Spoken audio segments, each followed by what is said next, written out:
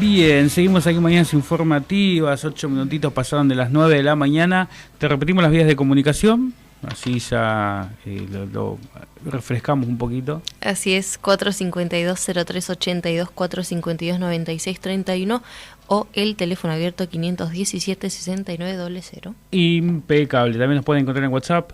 291-476-0997. Bien, excelente. Y lo que charlemos hoy, por ahora no lo quiero hacer esperar demasiado tiempo, lo pueden ver de vuelta en Facebook, lo vamos a estar subiendo. Así es, estamos como Mañanas Informativas. Bien, genial. Dicho todo esto, no lo quiero hacer esperar más, yo también estoy ansioso por hablar con él, siempre es un placer, así que le damos la bienvenida a Mauro Senesi, nuestro especialista en política internacional. Buenos días, Mauro, ¿cómo estás? Buen día, Martín. Buen día, Agus. ¿Cómo te trata el viernes? Llegamos al viernes. Un poquito resfriado, parece. ¿Sí? Sí. Guarda. Sí, guardia. No, Guardia.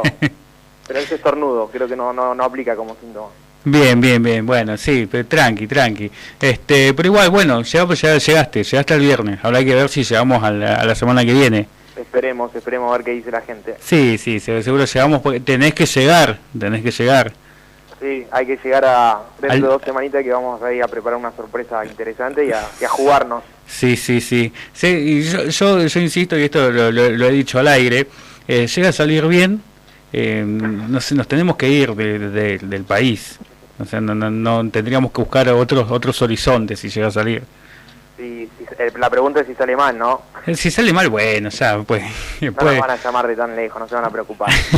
Claro, tampoco no vamos a ir tan lejos, como está el dólar. Están diciendo que de ahí una radio de Bahía Blanca, que no creo que llegue tan lejos. Veremos, no sé, uno nunca sabe. Bien, hablábamos de Chile el miércoles, lo que va a pasar el domingo, pero hay un tema que también me interesa tocar, y esto también lo hemos tratado cuando decís, bueno, qué es lo que es interesante saber a nivel internacional, y coincidimos en que una problemática es lo que está pasando en Venezuela. Sí, con esto de la vorágine electoral que ha sucedido en América Latina no pudimos abordar las noticias que llegaban de Venezuela que implicaban muchas consecuencias en el gobierno de Alberto Fernández y por ejemplo entonces podríamos decir que estaba muy latente el tema y acá en la Argentina, digamos, nos tocaba muy de cerca por la exposición llamativa que tenía el gobierno argentino respecto a ciertos informes que salieron publicados en referencia a la situación que vive Venezuela, ¿no? Sí, porque hubo problemas con respecto no solo a lo que es Argentina-Venezuela, Venezuela-Argentina, sino que también, bueno, Estados Unidos pidió a Argentina que intervenga justamente en el conflicto que estaba pasando en Venezuela, por lo que tengo entendido. Sí, básicamente está todo trabajado desde la OEA y desde el Grupo de Lima. Así que el Grupo de Lima es una reunión de países que están justamente ahí en ese consejo, digamos, o en este grupo, y la temática central es la situación de Venezuela y ver cómo Venezuela dirime sus conflictos, que la verdad están muy lejos de verse solucionados. Para ir un poquito más al punto de lo que sucede en Venezuela, por ejemplo, tenés 2 presidentes, que algunos países reconocen a uno y otros reconocen a otro, vamos a repetirlo, Nicolás Maduro, y el presidente propuesto por la Asamblea Nacional es Juan Guaidó, que algunos países lo han reconocido y otros no. Claro, entonces, ¿qué ahí problema ya tenés ese? una ambigüedad. Y después la segunda es, para seguir empiojando todo, tenés 2 asambleas legislativas. O sea, Claro. Tenés la Asamblea Nacional de Venezuela, que es opositora a Maduro, y Maduro creó una Asamblea Nacional Constituyente, que es la que está tomando el rol ahora de poder legislativo, que esa está obviamente a favor del oficialismo. Entonces está todo muy emerginado, digamos, podríamos denominarlo así, de acuerdo a tus intereses políticos internacionales, a quién vas a responder o a quién vas a reconocer, mejor dicho. Claro, ¿hay antecedentes de esto? Que haya pasado algo así, es decir, bueno, ciertos países reconocen a un presidente y otros países reconocen al otro. Sí, ¿Hay cuando los países entran en un estado casi o en guerra civil, suele suceder de que se reconocen o se reconocen gobiernos en el exilio. Un claro ejemplo en la Segunda República, en la época de la Segunda República de España, antes de 1936, por la guerra la Guerra Civil Española, también podríamos ahí tener un indicio de estas situaciones que sucede, que hay un gobierno, pero los países por ahí reconocen a un gobierno exiliado. Bueno, la Francia con De Gaulle, también en la época de la Segunda Guerra. Sí, sucede. Por ahí acá en América Latina nosotros no tenemos registro y nos parece la primera vez porque somos jóvenes y no hemos visto, o hemos visto, mejor dicho, una América Latina, Sudamérica ya en democracia, y esto sí nos parece raro, pero sí, suele suceder. Está bastante caldeada la situación en América Latina, eso es bastante, se ve a ojo vista. Sí, que no fue la mejor década, digamos, a comparación de la década pasada que la economía crecía muy bien, esta no es la mejor época económica, y eso se trasluce después en conflictos sociales y políticos. Sí, y es que yo creo que cuando pasan este tipo de situaciones es como que se acrecenta esta tensión social, y eso después, bueno, se ve. A ver, yo en su momento aclaraba, por ejemplo, lo que está pasando ahora con esta pandemia, trajo casi la misma tensión social, por lo menos acá en nuestro país, que en la crisis del 29 en Estados Unidos. Entonces es como que, no sé, parece que América Latina está inmersa en un contexto cíclico, de que siempre tenemos que pasar por alguna crisis fuerte. Sí, seguramente, pero igual ojo que esto de Venezuela es un conflicto. A ver, si nos remitimos en el tiempo, desde el momento de la elección de Chávez ya hay una oposición que nunca lo toleró y lo ha intentado sacar del gobierno. El golpe de Estado que sufrió durante el primer mandato de Chávez es una muestra de aquella situación que fue para mí la más álgida que ha vivido Venezuela. Por eso lo quitaría un poquito de estos problemas de América Latina que están referidos al problema económico, que no se ha crecido tanto como décadas anteriores. Ya lo de Venezuela viene de una cuestión ideológica, es una pelea de ideología, digamos. Claro. Ahí radica. Y bueno, para hacer mención a lo de Argentina, lo que generó conflicto es que, por ejemplo, la ONU, el organismo que depende de derechos humanos, que lo maneja Michelle Bachelet, la expresidenta de Chile, que es de centro izquierda, había publicado un informe sobre las violaciones de derechos humanos en las cárceles o en las prisiones en Venezuela. Y ahí Argentina votó a favor de ese informe que había difundido la ONU, ¿sí? Y eso generó rispideces en el gobierno, porque ya sabemos nosotros que el frente es un frente muy amplio y hay sectores que apoyan a Venezuela y otros que no, ¿sí? Entonces eso generó tensiones. De hecho, creo que hubo una embajadora que renunció, Alicia Castro, no recuerdo si era embajadora, pero bueno, una persona muy importante del mundo de las relaciones internacionales en el gobierno kirchnerista, renunció a su cargo debido a que no compartía esta posición que había tomado Alberto Fernández. Sí, me acuerdo. A la siguiente semana, acá está el famoso equilibrio que está haciendo Argentina. El Grupo de Lima intentó que ese informe de la ONU que había sacado Bachelet se pueda llevar a la Corte Penal Internacional, ¿sí? Esto ya es más jurídico, pero bueno, tendría otras implicancias para el gobierno de Maduro y otras responsabilidades. Ya dirimirlo en la justicia internacional, podríamos decirlo. Es hasta lo más acertado de eso, ¿no? No estaría en condiciones judiciales para decirlo, pero bueno, yo analizo más que nada la posición que toma ahí Argentina, claro, y cuál es el rol que tiene en el Grupo de Lima. Claro, sí, bueno, eso es interesante detallarlo. Claro. Cuando Alberto asume, todo el mundo pensó que Argentina se iba a retirar del Grupo de Lima, ¿sí? Pero también se decía, porque el Grupo de Lima es un grupo muy en contra de Maduro, ¿verdad? Y nosotros, sí, viendo por cómo venía la ideología dentro del Frente de Todos, pensábamos que Argentina se podía llegar a retirar.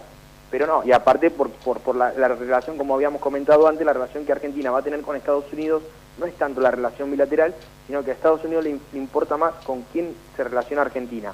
Qué posición va a tener Argentina respecto a Rusia, qué posición va a tener respecto a China y qué posición va a tener respecto a la Argentina, a Venezuela, perdón.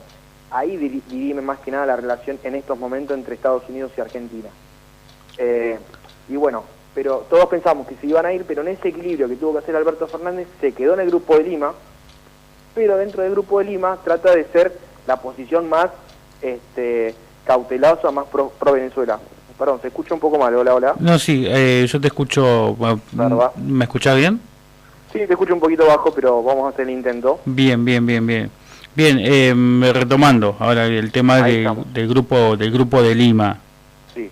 Bien, dijiste que, bueno, por la posición en la cual asumía, bueno, el Frente de Todos, la posición en la que tiene, vos ahora me estás diciendo que tienen está como siendo más cautelosos. Exactamente, el Grupo de Lima, ya te digo, ¿Por quería qué? llevar este informe a la Corte Penal Internacional y Argentina ahí lo rechazó esa idea. Claro, Entonces, Argentina como que se quedó en el Grupo de Lima, pero dentro de ese Grupo de Lima trata de ser el más aguantar, digamos, los embates de otros países que son mucho más duros, como podemos saber Colombia y Brasil, que hubo conflictos recién en la frontera entre Brasil y Venezuela por unos ejercicios militares que estaban haciendo en las fronteras que comparten estos dos países allá por el norte del Amazonas, digamos.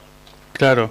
Pero, ¿por qué quiere ser así cauteloso la Argentina en cuanto a esto? Porque ¿Es por una causa en específico? Por decir, bueno... tiene que contentar intereses. A ver, Ajá.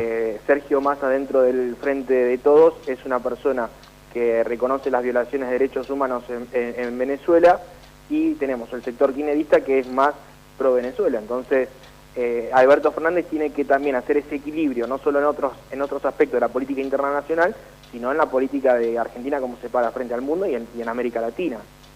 Claro, Yo creo que ahí dirime la posición, y ya te digo, y tiene que la necesidad de no romper la buena relación que tenga Argentina con Estados Unidos. Y yo no sé cómo vería Estados Unidos si Argentina se va del Grupo de Lima.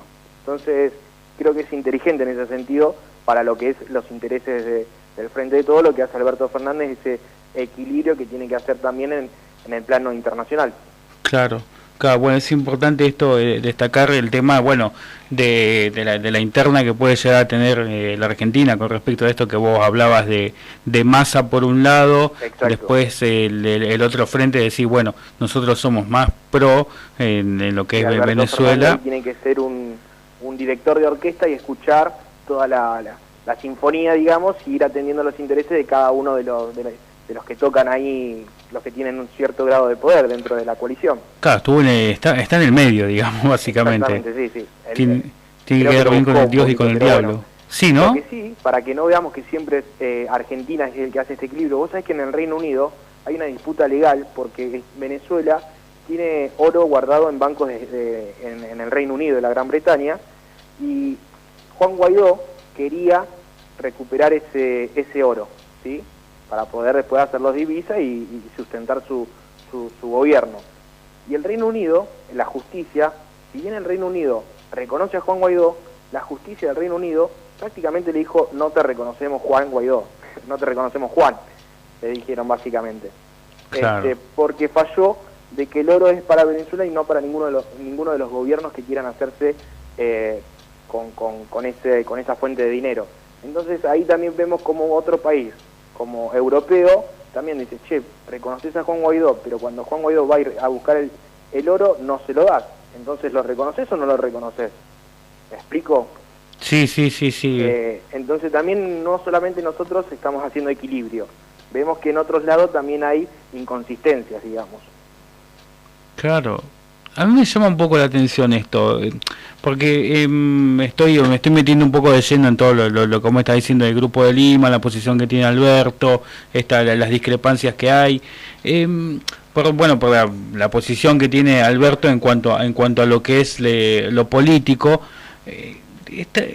¿Tiene algo que ver con el Grupo de Puebla esto o es algo aparte? ¿Qué es el Grupo de Puebla? El Grupo de Puebla es, digamos, se creó como hacer un contrapeso del Grupo de Lima. ¿Cuál es la gran diferencia? Que el Grupo de Lima lo constituyen países que están siendo gobernados por partidos de centro-derecha o partidos que están opuestos, gobiernos que son opuestos a Venezuela.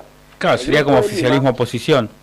Claro, el Grupo de Lima es una unión de partidos políticos referentes de la centro-izquierda, no son de países, son de partidos, de referentes, de gente que ha gobernado otros países. Es la gran diferencia, pero sí, son claramente dos grupos de contrapeso respecto a un mismo tema.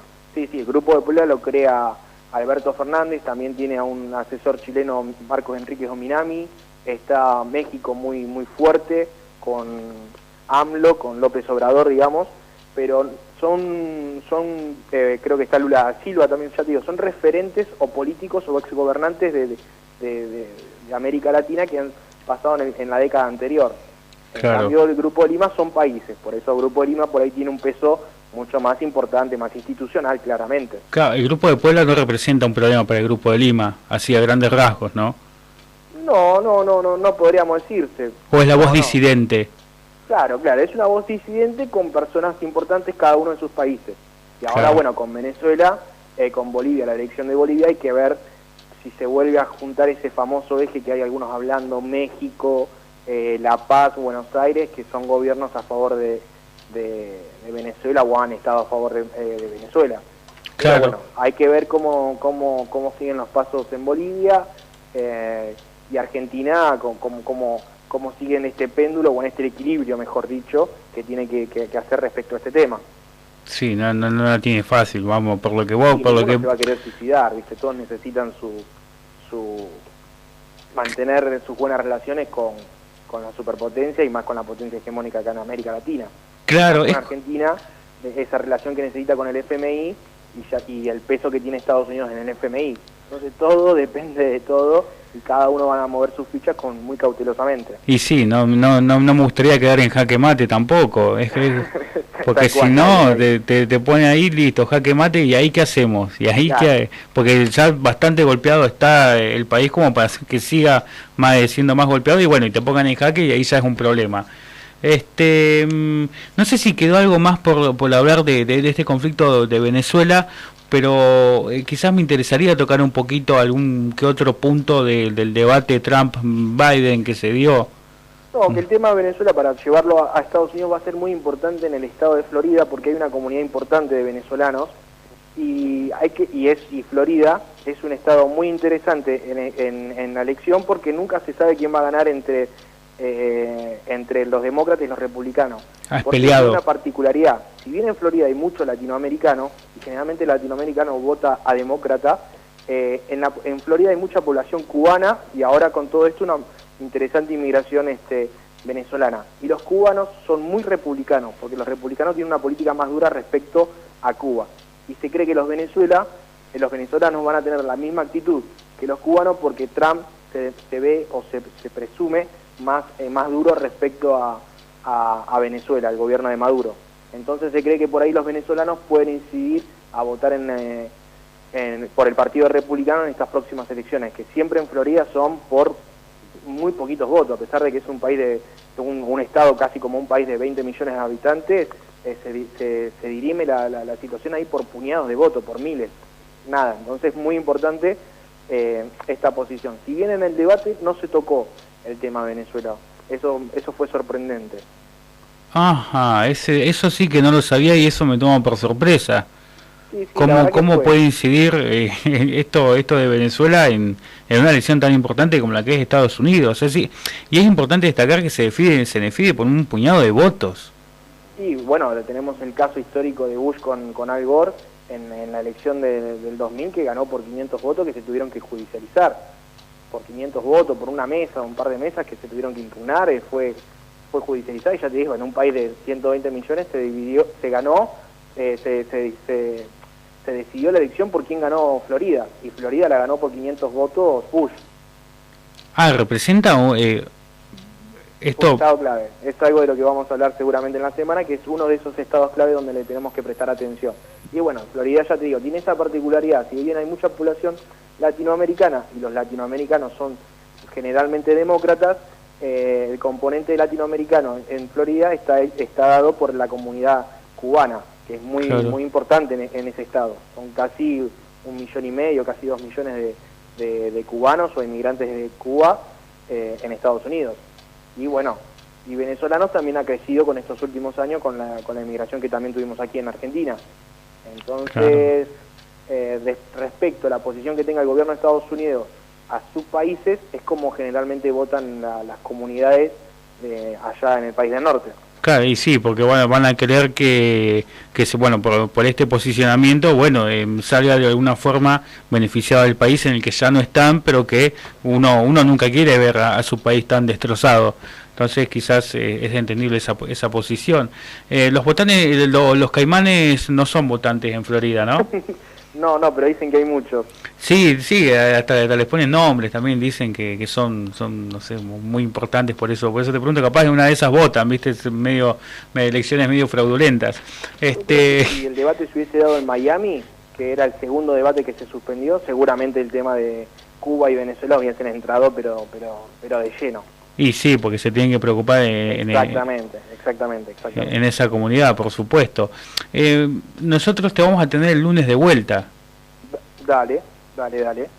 ¿Sí? Vamos ahí, si querés podemos saltar el charco y darnos una vueltita por qué está pasando en el viejo continente. Sí, porque eso también me interesa tocarlo, pero bueno, ya es interesante esto que hemos desglosado de Venezuela, de cómo también puede incidir directamente en las elecciones que ya se aproximan en Estados Unidos. Y bueno, te digo una cosita, un dato que te gusta.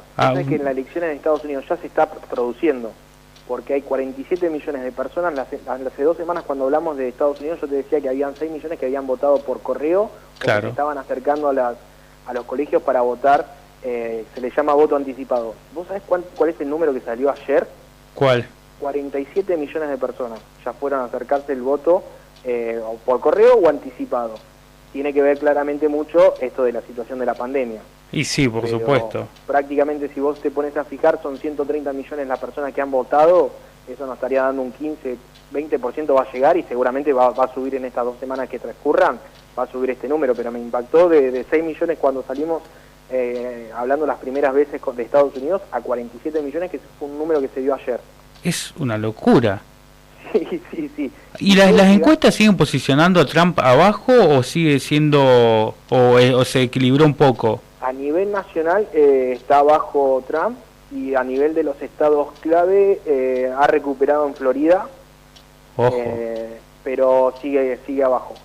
No vamos a seguir anticipando, pero sí, sigue abajo, pero está recuperando en Florida, que es un estado muy importante. Yo creo que donde pierde Florida, que de los estados clave ¿no? es el más fuerte, el más densamente poblado y por ende el que más electores van a dar al colegio electoral. Démoslo por perdido ya. Florida ya está sentenciado. Y sí. Pero ahí está recuperando y bueno, y ayer en términos pugilísticos tendría que haber noqueado Trump por la situación en la que viene siempre corriendo atrás y no, la verdad que Joe Biden se mostró bastante fuerte, temple. Está bien que lo benefició el hecho de que Trump estaba muteado, porque el primer debate fue un desastre, un caos, y en este tercer debate, mejor dicho, tuvieron que mutearlos para que no se interrumpan mutuamente.